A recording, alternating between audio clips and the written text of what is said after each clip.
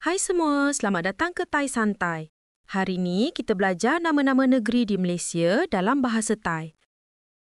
Orang selalu tertanya-tanya, anda datang dari mana, betul tak? Jadi, pernah tak terfikir bagaimana orang Thai sebut nama negeri di Malaysia dalam bahasa Thai? Jom saya ajar macam mana nak sebut nama negeri di Malaysia dalam bahasa Thai.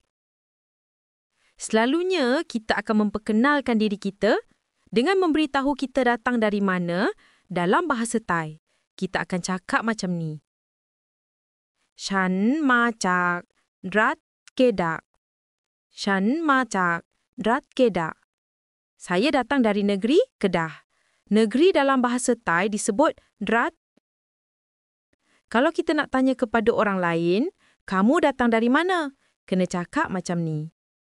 Kun ma jak rat arai. Kun ma jak rat arai. Pernah tak korang tahu? Dulu negeri Kedah dipanggil Saiburi oleh kerajaan Siam. Sai bermaksud pokok beringin dan Buri bermaksud kota.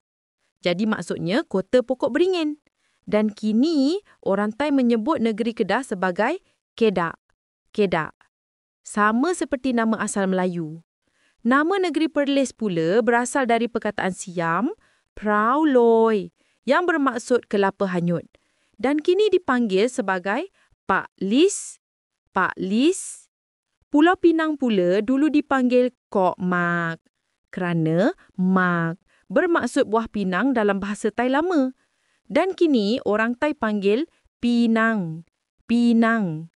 Nama negeri Kelantan masih sama dalam bahasa Thai sehingga ke hari ini, iaitu Kelantan. Kelantan. Nama negeri Terengganu lama dan kini masih sama, iaitu Terengganu. Terengganu. Orang Thai di selatan masih guna sebutan ini. Negeri Perak pula disebut Perak. Perak. Sama bunyinya seperti bahasa Melayu. Negeri Sabah disebut Sabah. Sabah. Juga sama bunyinya. Kemudian, negeri Pahang disebut Pak Hang. Pak Hang. Negeri Sarawak pula disebut Sarawak. Sarawak. Seterusnya, negeri Melaka orang Thai sebut Mak Laka. Mak Laka. Seterusnya, negeri Johor pula orang Thai sebut Yak Ho. Yak Ho. Lidah orang Thai tak boleh sebut huruf J. Sudahnya, Johor jadi Yak Ho. Tapi bukan yahoo.com kai? Jangan salah sebut pula. Seterusnya, negeri Selangor, orang Thai sebut Salanggor. Salanggor. Negeri Sembilan pula disebut Negeri Sembilan. Negeri Sembilan. Dan yang terakhir ialah wilayah persekutuan disebut Kuala Lumpur. Kuala Lumpur. Rata-rata nama negeri di Malaysia disebut seakan-akan sama dengan bahasa Melayu.